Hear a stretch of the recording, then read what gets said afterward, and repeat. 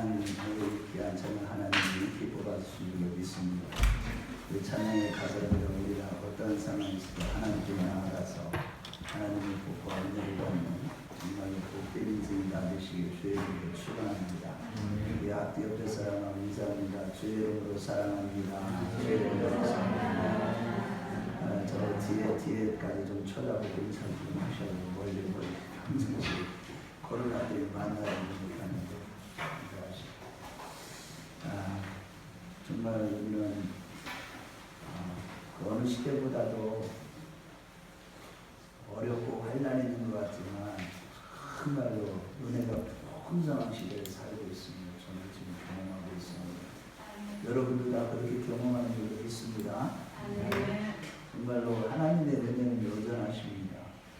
성실하게 우리에게 늘 신실하신 하나님은 은혜를 베푸시고 긍휼을 베푸시고 노하기를 더디 하시고 인자와 주시고 풍성하시고 항상 우리의 약한 부분을 남겨주시고 유해해 주시고 환난 중에서도 우리를 강하게 하시고 견고케 하시고 결국 하나님의 뜻이 우리 안에 이루어지고 우리 가정 안에 이루어지고 이 교회 안에 이루어지고 이 나라의 민족 위에 이루어지고 전 세계 열방 위에 하나님의 뜻이 이루어진 역사가 반드시 성취될 것을 믿으시기 바랍니다.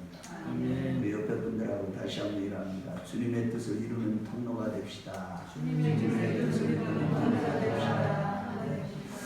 우리가 하나님의 뜻을 이루는 인생이 되기 위해서 가장 복된 인생이 되기 위해서 우리가 절대 주권자이신 하나님의 의를 드러내고 우리가 그분 앞에 철저히 죄인이라는 것을 늘 말씀을 통해서 깨닫는 가운데 오직 예수로 살아가는 저와 여러분들이 되시기 위해서는 중요한 것은 하나님과의 관계가 굉장히 중요합니다. 늘 하나님과 성실한 관계를 맺고 살아야 한다는 거예요. 오늘 본문의 오늘 본문 말씀에 보면 이 호세아 선지자가 사역할 당시에 이스라엘 백성들이 하나님 앞에 범죄했을 때 하나님께서는 호세아 선지자를 부르시고 그에게 음란한 여자를 취해서 그 음란한 여자와 결혼을 하라고 하고 음란한 여자와 결혼하고 나서 그 고뇌를 통해서 낳은 첫째 아이를 이룬 이스라엘이라고 하고 두 번째 또 낳았더니 로로하마라고 이름하라고 한 것입니다. 이것은 지금 이스라엘 백성들이 하나님과의 관계가 불성실한 관계로 관계가 깨어졌다는 뜻을 의미하는 이름이었습니다. 이 하나님께서 그때 당시에 북이스라엘은 하나님의 백성이지만 실상은 영적인 실상은 하나님의 길을 버리는 길을 택하고 살아가는 것입니다. 북이스라엘은 이름만 하나님의 백성이지 마음으로는 이미 하나님을 완전히 떠났고 남유다도 점점 이스라엘을 닮아가고 있었기에 하나님은 그들은 더 이상 하나님의 백성이 아니라고 선언하심과 동시에 그럼에도 말씀이 나오는 시온성이 있는 남유다만큼은 그 구원의 역사를 반드시 이루신다는 것이 본문의 내용입니다. 마찬가지로 오늘날 교회를 다니지만 마음은 하나님에게서부터 떠났거나 삶이 말씀에서 떠난 삶을 살아가는 신자들이 얼마나 많은지 모릅니다. 이 같은 교회 안의 불신앙이 문제는 교회 밖의 불신앙보다도 더 위험하고 심각하다는 사실입니다. 교회 밖의 불신앙보다도 교회 안의 불신앙이 결국은 교회를 다니면서도 천국을 못 들어가는 생명책에서 이름이 지워지는 성령으로 시작했다가 육체로 마치는 그것이 너무나도 심각한 것은 자신 한 영혼이 예수를 믿다 변절되는 것은 별 문제가 되지 않을 수 있지만 하나님 앞에 교회 자체가 그 교회 안에 하나님의 은혜가 떠나고 교회가 하나님 앞에 올바른 신앙을 잃어버리면 이런 교회 안의 불신앙은 교회 전체를 변절시켜버리기 때문에 심각한 것입니다. 지금 전 세계 교회 마지막 때 내가 믿음 있는 자를 보겠느냐 말씀하신 대로 우리 한국교회를 비롯해 전 세계 교회가 주님이 재림하기 전에 데살로니가서 2장의 말씀대로 배도하고 배교하는 일이 있을 것이라는 말씀대로 변절된 것, 하나님과의 성실한 관계가 깨어진 것이 더 심각하다는 사실입니다. 이러한 오늘 본문을 주시는 말씀을 중심으로 해서 불성실한 관계라는 제목으로 은혜를 나누기를 원합니다. 첫째로 우리에게 주시는 교훈은 항상 성령의 감동을 받아서 자족할 줄 아는 가운데 주님과의 성실한 관계를 유지하라는 거예요. 항상 내가 성령의 감동을 받는 가운데, 내가 성령의 감동을 받으면요 자족할 줄 알아요. 무엇이 부족해서 막 헐떡거리고 어디 이거 찾으러 다니고 저거 찾으러 다니지 않아요. 성령의 감동을 받는 사람들은 항상 자족할 줄 아는 가운데 하나님과의 성실한 관계를 유지할 수 있다는 겁니다. 1절 하반절 말씀에 호세아 선지자에게 오늘 주신 말씀은 이스라엘의 요시아의 아들은 여로보암이 통치할 때인데 그때의 상황을 잠시 한번 살펴보겠어요. 그런데 어떻게 살았나? 우리 열왕기하 14장 25절에서 27절을 한번 찾아봐요. 열왕기하 14장 25절에서 27절. 찾으라고 그랬다. 딱 빨리빨리 찾아야 됩니다. 성경을 찾아보야 오늘 주신, 왜 이런 배경에서 이런 말씀을 주셨고 지금 이 시대에 지금 하나님 왜 이 강대상에서 나에게 이 말씀을 주시는가, 하나님의 음성을 들을 수 있으려면 성경을 찾아야 됩니다. 우리 25절에서 27절 14장 열왕기하 다 찾으셨으면 같이 읽겠습니다. 시작. 여호와 죄송합니다. 이스라엘의 하나님 여호와께서 그의 종 가데엘의 아미떼의 아들 선지자 요나를 통하여 하신 말씀과 같이 여로보암이 이스라엘 영토를 회복할 때 하맛 어귀에서부터 아라바 바다까지 하였으니 이는 여호와께서 이스라엘의 고난이 심하여 내인 자도 없고 노인 자도 없고 이스라엘을 도울 자도 없음을 보셨고, 그 다음에 여호와께서 또 이스라엘의 이름을 천하에서 없이 하겠다고도 아니하셨으므로 요아스의 아들 여로보암의 손으로 구원하심이었더라. 여러분, 북이스라엘이라는 여로보암은요 북쪽의 두로와 시돈의 그 훨씬 위에적인 하낫에서부터 사해까지 영토를 넓히며 아주 북이스라엘은 그때 당시에 굉장히 부강한 나라가 되었는데, 이는 하나님이 이스라엘 백성들을 긍휼히 여기시고 은혜를 베푸사 복을 주셨기 때문이라는 겁니다. 그들이 고난이 심해서 노예나 마찬가지 상태였을 때 하나님의 긍휼의 은혜를 베푸사 모든 어려움에서 건져주시고 부욕케 하셨다는 겁니다. 약 100년 전, 더 구체적으로 구속의 경륜상으로 이렇게 보면 100년 전 요엘서 2장 18절 말씀에 그때 여호와께서 자기의 땅을 극진히 사랑하시어서 그의 백성을 불쌍히 여기실 것이라는 하나님의 예언의 말씀대로 솔로몬이 왜 잃어버렸던 모든 땅을 다시 되찾게 해주신 겁니다. 여로보암 왕과 백성들이 하나님을 잘 섬겼기 때문이 아니라, 잘 믿어서가 아니라, 단지 그들이 너무나도 어려웠고 가난했기 때문이고, 하나님의 말씀대로 회복해 주시면, 즉 그들을 축복해 주시면 힘을 내어서 열심히 나를 잘 섬기고 신앙생활을 힘차게 잘하겠지라고 생각하시고 하나님은 복을 주신 것이죠. 그러나 이러한 하나님의 기도하는 날이 하나님의 축복이 그들로 하여금 더 교만해지게 만들고, 교만하며 죄 짓는데 더 탐내하게 만들었고, 마침내는 하나님을 완전히 떠나게 만들었던 겁니다. 결과적으로 갑자기 잘 살게 되니까 완전히 하나님을 버리고 자기 욕심을 따라 달려가며 점점 더 타락했던 것입니다. 2절 하반절 말씀에 비로소 여호와께서라고 했듯이 그들이 지금까지는 올바로 믿지 못했으나 이제 하나님의 축복을 받고 나서는 이제는 하나님을 잘 섬기겠다고 고백하며 회개할 줄 알고 오랫동안 하나님은 참아 기다려 주셨으나 오히려 회개하기는커녕 축복이 그들 자신을 더 바쁘게 만들어서 하나님께 나아갈 시간조차 없게 만든 겁니다. 점점 더 자기 욕심을 채우려고 하다가 결국 완전히 하나님으로부터 떠난 겁니다. 부욕해 되니까 오히려 그들은 지금까지 겁이 나서 짓지 못하는 죄까지도 더 지으면서 담대하게 죄지면서 타락해 간 것입니다. 외형적으로는 교회를 다니지만 그들의 중심은 하나님을 완전히 떠난 겁니다. 이때 하나님은 호세아 선지자에게 2절 하반절 말씀에 너는 가서 음란한 여자를 맞이하여 음란한 자식들을 낳으라. 이 나라가 여호와를 떠나 크게 음란한 일을 하시리라 라고 하신 거예요. 먼저 음란한 자식이란 아비가 누구인지를 모르는 사상아를 말하지만, 그러나 이스라엘 사회는 직업적인 창녀가 있을 수 없는 사회입니다. 간음을 행한 자는 율법에 돌로 쳐 죽이게 되어 있었습니다. 그러나 당시에는 얼마나 타락했는지 음란한 여자를 구한다고 하는 것은 결코 어려운 일이 아니었고 오히려 처녀를 구하기가 어려울 정도였습니다. 오늘날 시대 보세요. 그때보다 더 심합니다.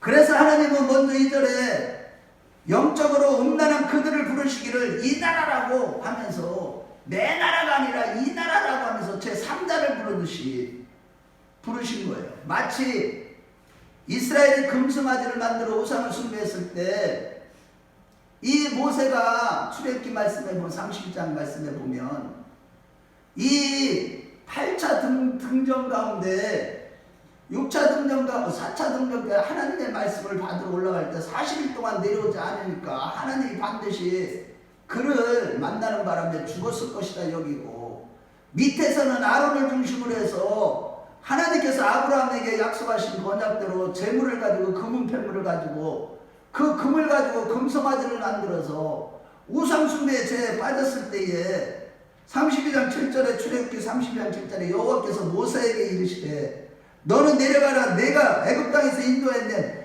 내 백성이 부패할 때다라고 하면서 했듯이, 지금 하나님은 이스라엘 백성들 세상 욕심에 빠져서 세상 부요함에 빠져서 우상을 숭배하고 하나님으로부터 점점 멀어가고 점점 더 큰 죄를 짓고 있는 그들을 거부하신다는 표현을 하신 것입니다. 이같이 음란하다고 하신 것은 그들이 하나님을 떠나서 다른 신과 결합한 곧 이 세상의 행복을 약속해 주시는 바알신을 여호와와 함께 섬긴 것입니다. 곧 이 세상의 행복한 삶을 위해서 하나님을 떠난 거예요.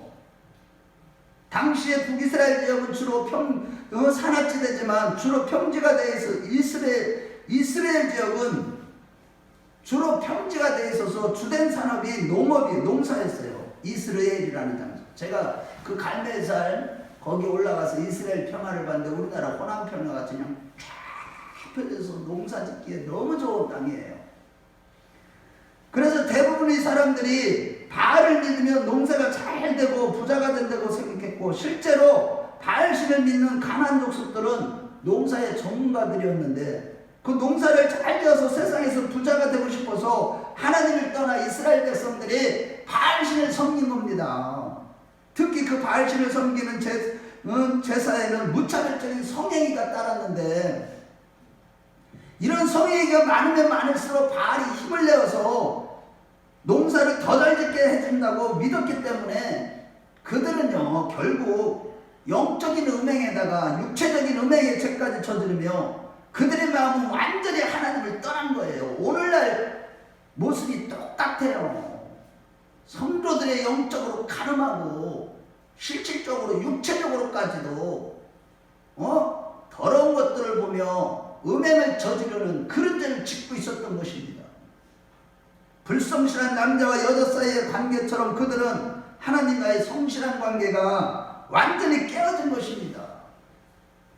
마치 계시록 3장 15절 말씀에 내가 내 행위를 아노니 내가 차지도 않고 덥지도 아니하니 뜨겁지도 아니하도 내가 차든지 뜨겁게 하기를 원하노라라고 했듯이, 즉 하나님과 성실한 관계가 깨어져서 책망받은 라오디게처럼 완전히 타락한 것입니다.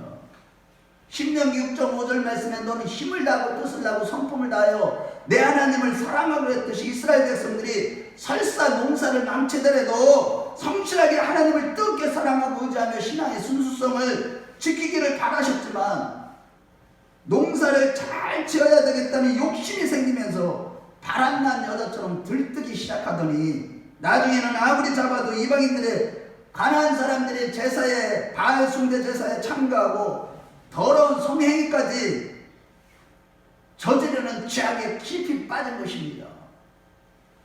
유혹을 느끼고 있는 정도가 아니라 이미 넘지 말아야 할 선까지 완전히 넘어버려서 그래서 더 이상 하나님께 돌아올 수 없는 지경에까지 이른 것입니다. 이러한 백성들 때문에 호세아 선지자는 비극적인 삶을 살아야 했는데 그것은 바로 하나님은 이미 돌아올 수 없는 이 상태에 빠진 여자와 결혼하게 하신 것입니다. 이러고 본데 하나님의 백성들을 위해 존재하는 선지자들은 백성들이 범죄할 때 행복할 수가 없는 것입니다. 부족하지만 저는요 이 한국교회를 보면서 얼마나 우는지 모릅니다. 성령께서 울게 하시니까 우는 거지만 내가 하는 게 아니에요. 하나님이 하게 하셔서 이 교회를 보면 울 수밖에 없는 겁니다. 지금 타락한 이 대한민국 교회를 보면서 정말로 성령님은 탄식하고 계시는 것입니다. 행복할 수가 없는 것입니다. 하나님과 백성들의 무서운 전쟁이 벌어졌을 때 선지자는 욕을 얻어먹고 핍박을 받아도 자기 백성들과 싸워서 하나님께 돌아오도록 해야 하는 것입니다. 이것이 선지자의 사명이요 주의 종들의 사명인 것입니다. 오늘날 목회자들은 성도들이 하나님과 불성실한 관계가 되었을 때 철저히 죄를 지적하고 회개하도록 천국에 가도록 해야 하고 이를 위해서 성도들과 그 어떤 것과도 타협해서는 안 되는 것입니다. 사도 바울은 그래서 갈라디아 1장 10절에 이제 내가 사람들에게 좋게 하랴 하나님께 좋게 하랴 사람들에게 기쁨을 구하랴 내가 지금까지 사람들의 기쁨을 구하였다면 그리스도의 종이 아니라라고 하신 것입니다. 그런데 오늘날 보십시오 여러분. 저는 이것을 보고 하나님이여 성령께서 몇 년 전부터 저보고 기도하게 하시는 거예요. 나라와 민족을 살리는 종이 되라. 하나님 내가 주의 종들을 살리는 종이 되게 하시고 이 큰 나무 교회가 한국교회를 살리는 교회가 되게 해주시고 그대로 지금 역사하고 계신 걸 지금 어제도 우리 사모랑 말씀을 나누면서 이번에 가서 수많은 선교사 목회자들을 기도회를 인도하면서 하나님의 성령이 막 기름 부으면서 회복시키는 역사. 제 자랑을 하는 것이 아니라 참된 종이라면 하나님의 백성들이 하나님의 교회가 타락했는데도 자기 혼자만 즐거워하며 기뻐할 수가 없는 것입니다. 그렇습니다. 우리의 가장 가까운 자녀들이나 가족이나 친구가 바른 신앙을 떠났을 때 우리는 더 이상 행복할 수가 없는 겁니다. 우리 자신만 잘 믿고 주님과 성령 충만해서 은혜 가운데 살아가면 그것이 다 끝나는 것이 아닙니다. 하나님은 지금 우리 자신들과 영적인 전쟁을 하고 있는데 어떻게 행복할 수가 있습니까? 우리는 어떠한 희생을 치르더라도 하나님의 가장 가까운 자녀들과 친지들, 가족 친지들을 향한 하나님의 뜻, 곧 하나님의 은혜 안에 머물도록 해야만 하는 것입니다. 마치 누가복음 1장에 보면 천사가 처녀 마리아에게 나타나서 이 백성들을 위하여 너를 사용하겠다고 했을 때 누가복음 1장 38절에 마리아가 이르되 주여 주의 여중이 오니 말씀대로 내게 이루어지리라고 하며 기꺼이 자신의 행복을 포기했듯이 우리는 자녀가 가족들이 올바른 신앙을 버리고 자기 욕심을 향하여서 달려갈 때 평안하게 우리 자신만의 행복만을 추구할 수가 없는 것입니다. 이러한 차원에서 3절에 그가 가서 디블라임의 딸 고멜을 맞이하였더니 고멜이 임신하여 아들을 낳으매 그 선지자는 기꺼이 자기 개인의 행복을 버리고 사랑하지도 않는 여자와 결혼을 하고 아기까지 낳게 된 것입니다. 지금 율법에 의하면 가늠한 자와 결혼하는 자는 자신도 가늠한 자가 된다는 것을 잘 알면서도 하나님의 말씀에 그대로 순종하여 법대로 정당한 신부대금을 치르고 음란한 아내를 데려와 결혼하고 자식까지 낳은 것입니다. 그리고 임나는 고멜은 여전히 음란한 짓을 계속하며 호사의 자식을 낳은 것이죠. 그때의 4절 말씀에 여호와께서 호사에게 이르시되 그 이름을 이스루엘이라고 하라. 조금 후에 내가 이스라엘의 피를 예후의 집에 갚으며 이스라엘 족속의 나라를 피할 것임이라고 하신 것이에요. 여기서 이스라엘이라는 이름은 지리적으로는요, 북쪽에 있는 아주 아까도 말씀드렸지만 유명한 평지로서 그곳에는 많은 농산물이 생산되었습니다.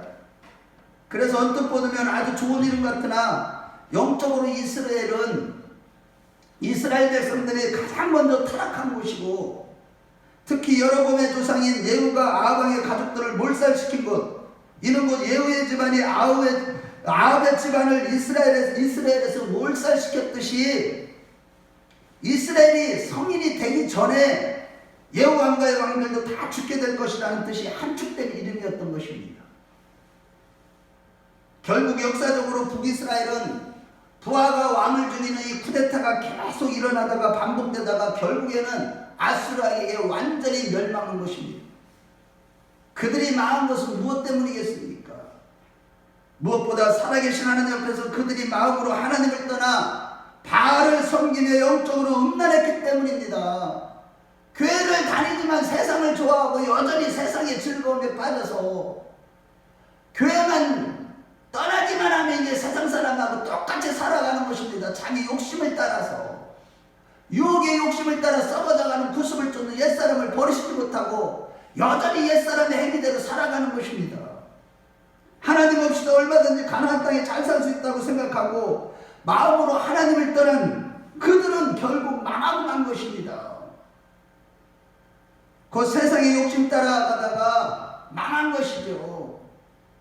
마찬가지로 오늘 성령께서 우리 성도들의 마음을 주셨기 때문에 우리가 늘 평안한 축복을 누리지만, 우리가 만약 세상을 사랑하게 되면 마음의 평안을 즉시 잃어버리게 되는 것입니다. 주님과 온전하고 신실한 관계에 있을 때 성령의 열매인 우리 마음에 평강이 있는 것이지만, 그 성령께서 우리 마음에 평강을 지켜주시지만, 이 하나님의 영원한 언약된 성령으로 말미암아 우리에게 영원한 평안을 주시겠다는, 그것이 우리가 순식간에 세상을 사랑하고 세상의 욕심에 빠지는 순간 떠나가게 되는 것입니다. 이렇게 우리가 하나님을 떠나서는 절대로 어디서나 어떤 위치에서나 어떤 것을 얻었든지 행복해지거나 평안할 수가 없는 것입니다. 이러고건대 우리의 신앙생활에서 가장 두려워해야 하는 것은 영적인 부주의를 주의하지 아니하고 세상을 살아가는 영적인 음란에 빠져서 마음의 성령이 감동이 없어지는 것입니다. 예배를 드리되 주님의 은혜에 대한 감격과 성령이 주시는 감동과 확신이 지금 없다면 극도로 위험에 빠진 것입니다. 말씀을 들어도 말귀를 못 알아듣는다. 내 안에 성령께서 깨닫게 하시면요, 어떤 말씀이든지 복음은 너무 쉽게 들려져요. 깨달아져 알아진다니까. 그냥 공부를 해서 알아지는 게 아니에요. 박사학위를 가져야 알아지는 게 아니에요. 성경이 다 틀려요. 그냥 알아지고 깨달아진다니까. 나는 죄인인 것을 깨닫게 되고요, 오직 하나님의 의만 절대적인 의라는 것을 깨닫게 되고, 내가 스스로 내 의를 구하지 아니하고 종교생활에서 벗어나 참다운 신앙생활, 믿음생활을 하게 되는 것입니다. 그런데 이런 감동이 없다면 벌써 영적으로 극도로 위험에 빠진 것이고 마음의 위험의 적신호가 켜진 것입니다. 지금 코로나를 비롯해서 여러 가지 멸망의 징조를 보면서도 눈물을 흘리며 기도한 적이 없다거나, 혹은 내가 진심으로 하나님을 뜨겁게 기도해 본 것이 너무나도 오래되었다거나, 나의 예배가 완전히 형식적인 것이 되었다고 판단된다면 우리는 즉시 회개하고 하나님의 얼굴을 구하는 가운데 잃어버린 감동을 되찾는 우리 큰나무교회 식구들이 되시길 주의 이름으로 축원합니다. 우리에게는 이것보다 더 시급하고 중요한 것은 이 세상에 아무것도 없는 것입니다. 먼저 내 자신이 예배에 감동이 없거나 혹은 한국교회가 병들고 나라가 위기에 빠지고 자녀들의 신앙생활을 엉망으로 하는 상황인데도 애통하며 회개하지 않고 있다면 우리는 이미 영적으로 병든 거예요. 아무리 주의를 지키고 11조를 하고 감사를 하고 찬양을 하고 충성을 하고 기도 많이 한다고 해도 내가 이런 애통하는 마음으로 성령의 감동으로 살아가지 못한다면 영적으로 병든 겁니다. 기도하지 않고 있는데 어떻게 그것이 영적으로 병든 것이 아니에요. 나도 옛날에 하는데 옛날은 필요 없어요. 우리 신앙생활은 언제나 현재예요. 하나님 나라는 언제나 현재예요. 여기서 지금 현재 내가 하나님의 임재를 느끼며 언제나 주님을 내 앞에 모시며 주께서 내 편에 계심으로 내가 요동치 아니하는 가운데 하나님 나라의 사랑과 일학과 화평을 누리는 것이 신앙인 것입니다. 그러한 자들이 마지막 날 혼연히 변하여 천국 가는 것이지, 내가 나중에 회복하면 되지 언제부터는 해야지, 그런 사람은요 끝까지 그렇게 가게 되는 것입니다. 지금 당장 우리는 항상 성령의 감동이 사라지지 않도록 말씀과 기도 생활에 경건 생활에 힘쓰는 자들이 되시길 주의 이름으로 축원합니다. 그런 가운데 하나님과 성실한 관계를 유지하십시오. 혹여나 자족하지 못하고 세상 욕심에 빠져서 하나님과 성실한 관계에 껴서 마음에서 하나님의 은혜에 대한 감동과 감사가 없다면 지금 즉시 회개하는 자들이 되십시오. 그래야 진정한 구원이 있고 행복과 영원한 기쁨과 소망이 있는 거예요. 그렇지 않는 자들은 결과에 지옥입니다. 죄송합니다. 이런 맥락에서 예수님이 하신 말씀이 마태복음 16장 26절에 뭐라고 그랬습니까? 사람이 만일 온 천하를 얻고도 내 목숨을 잃으면 무엇이 유익하리요? 무엇을 주고 사람이 제 목숨과 바꾸겠느냐라고 하신 것입니다. 둘째로 우리는 이웃과의 관용을 베풀어서 이웃과의 올바른 관계 가운데 산상수훈을 삶을 사는 가운데 하나님의 은혜가 떠나지 않도록 하라는 것입니다. 주의하라는 거예요. 우리 신앙생활 영적으로요 아주 조심조심 영적인 부주의를 주의하면서 이웃과의 관계를 잘하라는 것입니다. 하나님과 성실한 관계를 잘 맺은 것처럼 이웃과의 관계를 아주 하나님이 원하시는 그 사랑과 자비, 관용을 베푸는 그런 삶을 살라는 것입니다. 6절에 호세아의 둘째 딸의 이름을 로루아마라고 했듯이 북쪽에 이스라엘이 태어난 것처럼 당시의 남쪽에도 한 아이가 자라고 있었습니다. 이사야서 7장에 보면 남유다의 아하스 왕은 북쪽 이스라엘 왕 베가와 수리아 왕의 늘심의 공격으로 인해서 늘 불안했을 때 하나님께서는 이사야 선지자를 보내셔서 하나님께서 유다를 버리지 아니하고 지켜줄 테니까 징조를 하나를 구하라고 했더니 이 아하스 왕이 자 저를 보세요. 나 징조를 구하지 않겠습니다라고 한 거예요. 이는 그가 하나님의 징조가 필요 없을 정도로 믿음이 있었기 때문이 아니라 아하스는 이미 마음에 아수르를 의지하겠다고 결단을 하고 생각을 하고 있었기 때문이에요. 그럼에도 하나님은요 아하스에게 구하지도 않은 징조를 친히 주시기를, 여러분들 잘 아는 이사야서 7장 14절에 뭐라고 그랬어요? 보라 처녀가 잉태하여 아들을 낳을 것이요 그의 이름을 임마누엘이라 하리라 라고 하신 거예요. 이는 우리가 잘 알고 있듯이 나중에 그리스도의 동정녀 탄생을 예고하는 말씀이죠. 예언의 말씀이죠.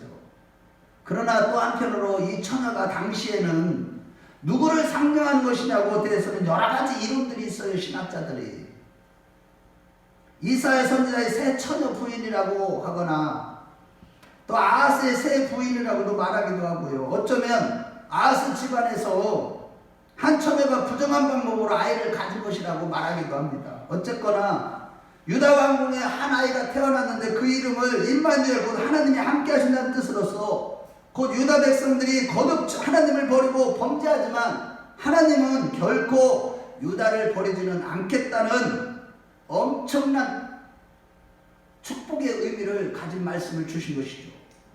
이같이 이스라엘과 유다에 각각 두 아이가 크고 있었는데 하나의 이름은 이스라엘이고 다른 하나의 이름은 임마누엘입니다. 하나의 이름은 완전히 망한다는 뜻이고 다른 하나의 이름은 하나님이 함께 하시며 그들의 대적을 물리치시겠다고 하신 거예요. 이는 남유다는 아직까지는 회개의 역사가 일어나고 있었고 그때 당시에 많이 변질되고 오염되었지만 말씀의 역사가 있었습니다. 그러나 북이스라엘은 완전히 죽은 교회의 형식만 남은 교회였기 때문에 하나님은 북이스라엘에 대해서는 이스라엘, 남유다에 대해서는 임마누엘이라는 아이의 이름들을 짓게 하는 것입니다. 그 어느 시대를 막론하고 회개만이 살 길임을 보여주시는 말씀인 것입니다. 어느 시대나 우리 인간은 회개만이 살 길임을 믿으시기 바랍니다.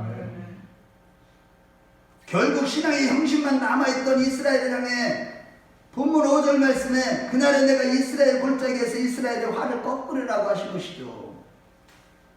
활을 꺾는다고 하는 것은 그들의 모든 힘을 다 빼버리고 쓰지 못하고 패망시키겠다는 뜻입니다. 한마디로 하나님께서 이스라엘을 부강하게 하신 것은 하나님께 가까이 나오게 하고 하나님을 잘 섬기도록 하기 위함이었으나 그들은 음란한 고멜처럼 오히려 더 타락했기 때문에 패망시키겠다고 하나님 말씀하신 거예요. 그렇습니다, 여러분. 하나님께서 저와 여러분들에게 늘 복과 은혜가 넘치는 은혜를 있으시길 주의 이름으로 축원합니다. 이거는 다른 것이 아니에요. 하나님을 더 잘 섬기도록 하기 위함인 것입니다. 그런데 사람들은 마음이 심히 부패해서 이것이 자기의 공로인 줄 알고 더욱 하나님의 손에서 빠져 달아나는 것이 바로 전적으로 타락한 우리 인생들의 모습이에요. 성령으로 거듭나지 않은 자들은 뭔가 은혜를 받으면 성령으로 거듭났다가도 타락한 자들은 이것이 자기를 주장하고 자기가 다른 사람보다 기도 많이 해서 그렇다, 다른 사람보다 내가 말씀을 많이 알아서 그렇다, 다른 사람보다 내가 더 열심히 해서 그렇다. 물론 하나님과의 관계 속에서 내가 성실한 관계 속에 은혜 가운데 이런 복을 주시지만 그것이 내가 하는 것이 아니라 하나님의 열심으로 내 안에서 이루어진 것뿐인 것입니다. 아멘. 아멘. 우리는 절대 서기관과 바리새인 같은 어리석은 자가 되어서는 안 되는 겁니다. 오늘날 수많은 사람들이 종교생활 서기관과 바리새인들처럼 자기를 주장하다가 다 망하고 다 버림당하는 거예요. 우리는 영원토록 하나님 앞에 하나님의 절대적인 의, 하나님만의 의고 하나님만이 선이고 하나님만의 절대적인 거룩하심을 믿고 우리는 그분을 믿음으로 의를 덧입고 거룩함을 입고 할렐루야 그렇게 살아가는 거예요. 그것을 믿음이라고 하는 거예요. 그래서 오직 예수인 것입니다.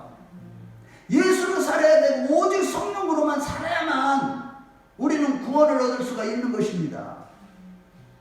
산상수훈의 삶을 살아야 한다는 것입니다. 내 이름으로 안 돼요. 이렇게 타락한 속성들을 가진 그들 때문에 6절에 고멜이 또 딸을 낳아서 이름을 지으라 했는데 이번에 로루하마라고 지은 거예요. 루하마라는 것은 하나님의 은혜와 긍휼을 한 뜻인데 거기에 부정관사인 로를 붙여서 로루하마, 즉 하나님의 은혜와 긍휼이 떠났다는 뜻의 이름을 짓게 하신 것입니다. 그렇습니다, 여러분. 우리의 신앙이란 하나님의 은혜 안에 들어가는 것이고 그 은혜 안에서 늘 우리는 보호받고 지키심을 받는 것이에요. 아멘. 우리 신앙생활 하나님의 은혜가 떠나지 않게 하기 위해 신앙생활하는 겁니다. 다른 거 아니에요. 간단해요. 우리의 신앙생활은 은혜가 떠나지 않게 하기 위해서 몸부림치는 게 신앙생활이에요. 은혜가 떠나지 않도록 날마다 내 자신을 쳐서 복종시키고 그 안에 들어가는 겁니다. 은혜 안에 들어가는 거. 이것이 신앙생활이에요. 내가 무슨 큰 일을 하고 하나님의 큰 업적을 올리고 막 이렇게 하기 위해서 신앙생활하는 게 아닙니다. 내가 유명해지기 위해서 신앙생활하는 게 아니에요. 내가 이 세상에서 더 크게 성공하기 위해서 신앙생활하는 게 아닙니다.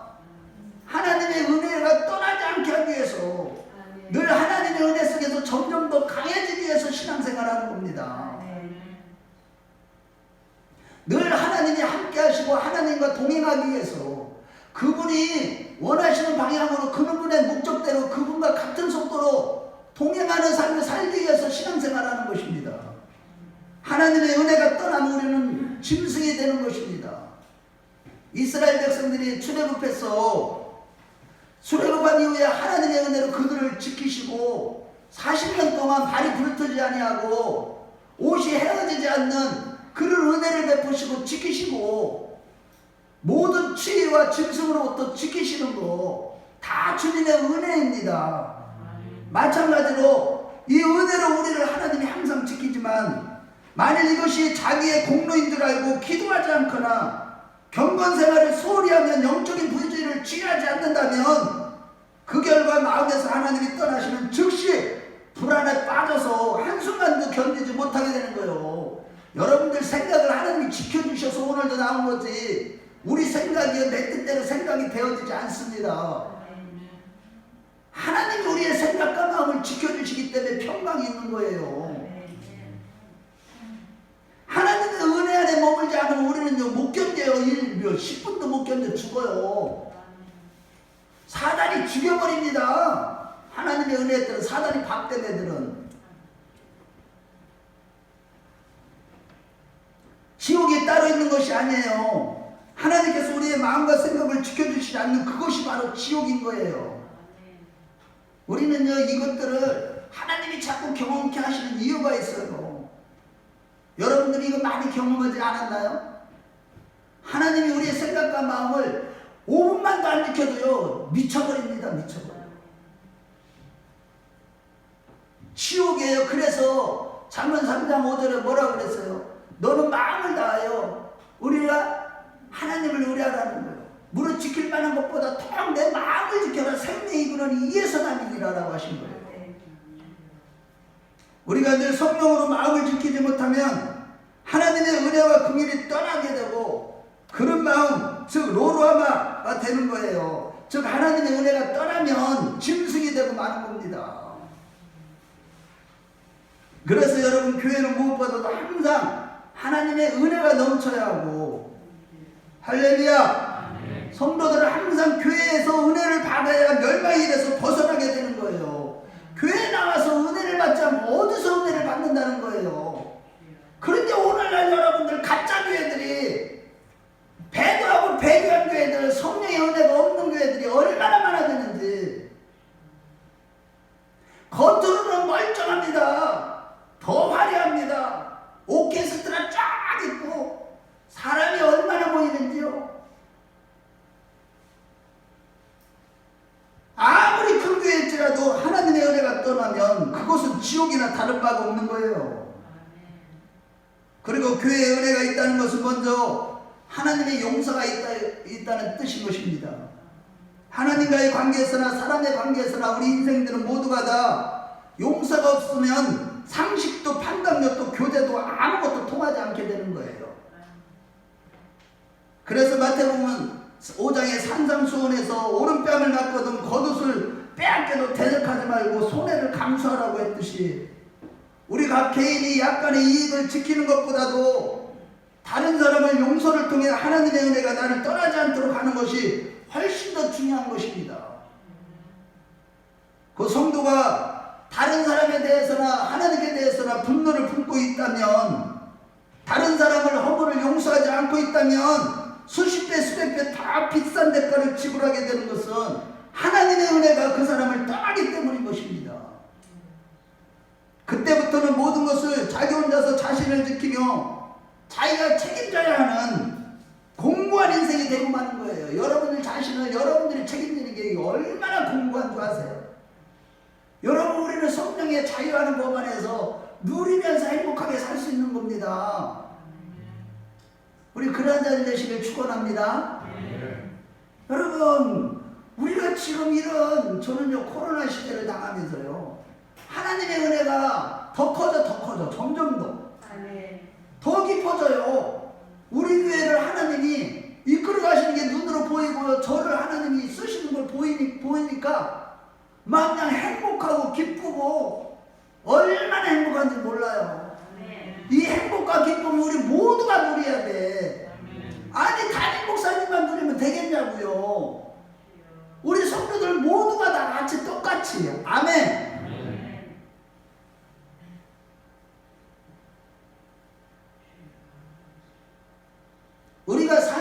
용서의 삶을 살아야 되는 거예요. 우리가 항상 다른 사람들에게 자비를 베풀고 관용을 베풀고 용서할 때 우리 안에 성령의 기쁨도 유지가 되고 소망도 감사도 기도도 사라지지 않고 멈춰지지 않고 심각한 영적인 질병에서 걸리지 않게 되는 것입니다. 자식과의 관계, 부모와의 관계, 이웃과의 관계, 성도들의 관계, 서로 용서하는 자들이 되십시오. 관용을 베푸는 자들이 되십시오. 남의 허물을 용서해 주세요. 남편을 용서하시고 아내를 용서하고 자녀들을 용서하세요.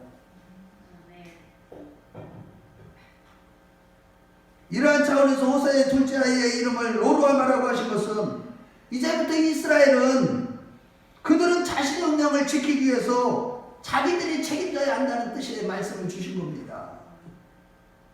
하나님께서 처음에 그들이 긍휼히 여기신 것은 더 많은 사람들을 불쌍히 여기고 도우라는 뜻이었어요. 그들을 택해 주시고 그들에게 긍휼의 은혜를 베풀어 주신 것은, 루아마의 은혜를 주신 것은 더 많은 사람들을 긍휼히 여기고 그 이웃들에게, 이웃민족에, 전세계 열방에 그 사랑을 나누고 용서하고 화목하라고 주셨는데, 성도들 안에 오히려 이스라엘의 그들의 삶을 보면 서로 다 욕심을 챙기며 아무도 불쌍히 여기지 않았고 더 잔인해졌기 때문에 이제부터는 은혜와 긍휼이 떠난 삶, 하나님께서는 그들에게 이제 자비를 베풀지 아니하시고 지켜주지 않을 테니까 내 능력으로 한번 살아보라고 하시는 것입니다. 사랑하는 여러분, 이와 같이 우리 내면과 삶에 하나님의 은혜가 없으면 망하는 것입니다. 과연 여러분 이 말씀을 들으면서 나에게 지금 어떤 은혜가 넘치고 있습니까? 여러분, 우리 하나님은요 자비하심과 은혜가 무궁하셔요. 노하기를 더디하시고 은혜를 베푸시는 하나님이에요. 그 은혜가 우리 안에서 날마다 느껴져야 되고 그 은혜가 늘 머무는 게 늘 경험되어 주시길 주의 이름으로 축원합니다. 그 은혜가 없으면 망하는 거예요. 오직 하나님께서 우리를 지켜주시고 인도해 주시는 은혜로 우리가 행복하게 되고 천국도 가게 되고, 하나님의 은혜로 사는 데는 비록 모든 것이 부족한 것 같아도 가장 부유하고 넉넉하고 복된 자임을 믿어주시는 아멘 하시기 바랍니다. 그리고 항상 그 하나님의 은혜 안에 머물기 위해서 가장 중요한 것은 다른 사람과의 관계, 즉 하나님과의 성실한 관계에 이어서 다른 사람과의 관계가 용서하고 관용을 베푸는 관계가 돼야 된다는 뜻입니다. 내가 다른 사람을 불쌍히 여겨야 하나님도 나도 나를 불쌍히 여기시는 거예요. 하나님과 성실한 관계 속에서 날마다 모든 이웃들과 다 이 관용을 베풀고 용서하는 그런 관계를 맺고 살아가는, 그래서 하나님의 은혜가 늘 떠나지 않는 우리 모두가 되었으면 좋겠습니다. 하지만 이스라엘에 그것이 없었기에 하나님이 그 모든 은혜와 긍휼을 거두어 가신 것입니다. 그런데 여러분, 놀라운 것은 우리 한번 다 함께 오늘 본문 다시 찾아가서 한번 7절 말씀을 같이 한번 읽어보겠어요. 우리 본문 오늘 7절. 자, 시작.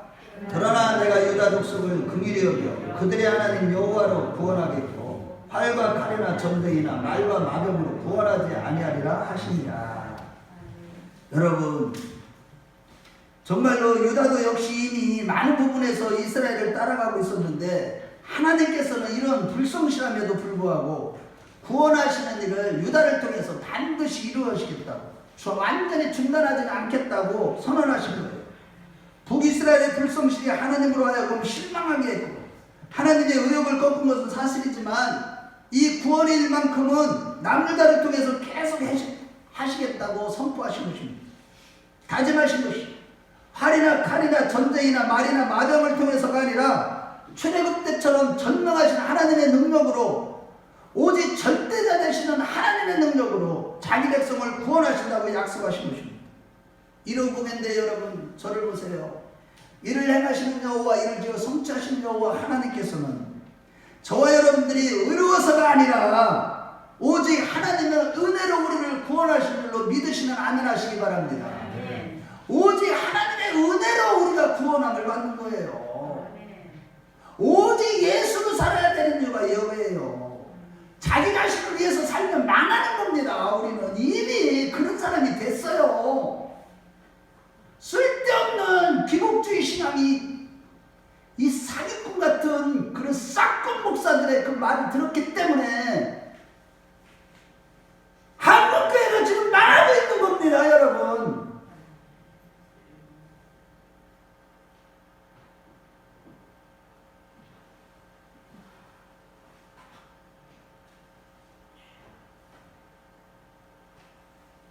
바라기는 오직 하나님의 은혜가 떠나지 않기 위해서 하나님과 성실한 관계를 늘 유지하시고 더불어서 이웃과의 관계를 늘 용서하고 환영을 베푸는 정말 우리 큰나무교회 식구들이 되셔서 하나님의 뜻을 이루고 늘 은혜 안에 머물러서 가장 복된 자들이 다 되시길 주의 이름으로 축원합니다.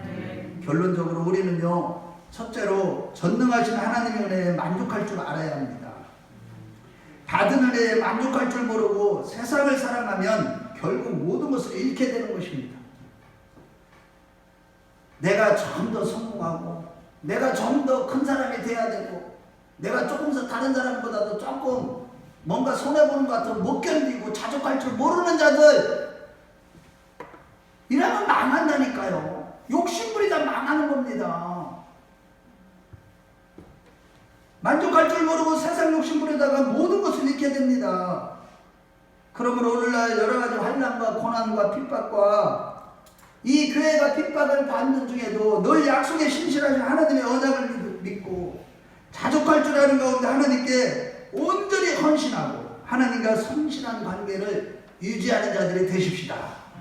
여전히 세상 욕심을 부리는 것은 마음으로 하나님을 떠난 불신앙이고 영적인 간음을 저지르는 것이고, 이거는 엄청난 불신앙인 거예요. 가장 큰 교회 안의 이 불신앙 때문에 지금 교회가 다 본질적으로 타락하게 되는 것입니다. 변질시키는 거예요. 교회를 떠나는 것만이 불신앙이 아니라 교회 안에 있으면서도 세상 욕심에 미혹되어서 마음으로 하나님을 떠나는 것이 가장 무서운 불신앙임을 잊지 마십시오. 교회를 다니지만 세상을 사랑하는 것은 신앙이 아니요 교회의 본질을 뒤흔드는 위험한 불신앙으로서 교회를 변질시키는 거예요. 그것을 지금 호세아 선지자를 통해서 우리에게 지금 말씀하시는 것입니다.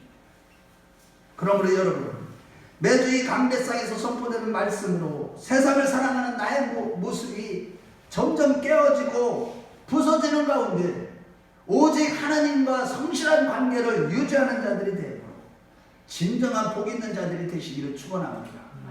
둘째로 하나님의 은혜를 유지하는 자들이 되십시다. 화려하고 달콤해 보이는 세상적인 그 무슨 능력이나 부유함이나 형통함이 우리를 구원하는 것이 아니라 그것들은 오히려 우리를 지옥 쪽으로 끌고 가는 것밖에 안 됩니다. 우리의 구원은 칼이나 창이나 말이나 마병에 있지 않고 오직 나에게는 믿음으로 말미암아 살리라고 말씀하셨듯이 환난을 당하나 주님의 은혜와 능력만이 우리를 지켜주시고 이기게 하시는 것입니다. 조금 어렵다고 이스라엘 백성들처럼 우리의 눈에 먹음직도 하고 보암직도 하고 정말로 지혜롭게 할 만큼 탐스럽게 보이는 세상 욕심, 세상 바벨론을 의지하는 것은 영적인 간음의 죄를 저지르고 있는 것입니다. 오늘날 세상의 행복을 위한 욕심에 미혹돼서 주님을 배반하는 것이 바로 음란한 고멜과 같은 성도요, 고멜과 같은 교회인 것입니다. 그러므로 여러분, 지금 한 해의 끝자락인 강림절을 보내면서 오직 주님의 은혜 안에서 한 해를 마무리하시고 새해에도 오직 주님의 긍휼의 은혜가 떠나지 않는 삶을 살아가시기를 축원합니다. 이를 위해서 늘 산상수훈의 삶, 즉 다른 사람에게 관용을 베풀고 은혜의 문을 막지 않도록 하십시다. 늘 내가 듣고 그리스도로 사는 가운데 주님의 은혜가 떠나지 않도록 하십시다. 반드시 세상 바벨론에서 우리를 건져주실 것이고 우리를 오히려 그들보다도 재물을 우리에게 더 넉넉하게 채워줄 것이고 지금 여기서부터 사랑과 일합과 화평의 하나님 나라를 경험하다가 이제 장차 우리 주님께서 우리의 눈에 눈물을 닦아주시고 영생 복락을 주는 주인공들이 되실 것입니다. 우리 모두 그러한 자들이 다 되시길 주의 이름으로 축원합니다. 주의 이름으로 축원합니다. 우리 이 시간에 눈을 감고 함께 기도하겠습니다. 여러분들 마음에는 지금 자족하는 마음이 있는지, 여전히 무엇이 부족해서 세상적으로 무엇을 즐기려고 하고 무엇을 채우려고 하고 헐떡거리고 있지는 않은지, 주님을 뜨겁게 사랑하고 자족하는 마음으로 살기를 원합니다. 늘 말씀과 기도로 깨어서 나의 죄악과 우리 자녀의 가정과 나라와 민족과 한국교회 타락을 인하여 애통하는 마음으로 철저히 눈물로 회개하는 자가 되기를 원한다. 성령님 충만히 임하사 애통하는 마음으로 철저히 회개하게 해달라. 오직 주님의 은혜만을 의하며 주님의 은혜로 승리하며 살게 하소서. 이를 위하여 교회 안에서나 가정에서 어디서든지 반응을 베푸는 자, 용서할 줄 아는 자가 되게 해달라. 하나님이 이 시간 나를 붙잡아 주시고 나를 불쌍히 해달라고 우리 주님 앞에 부르고 간절히 기도하겠습니다. 주여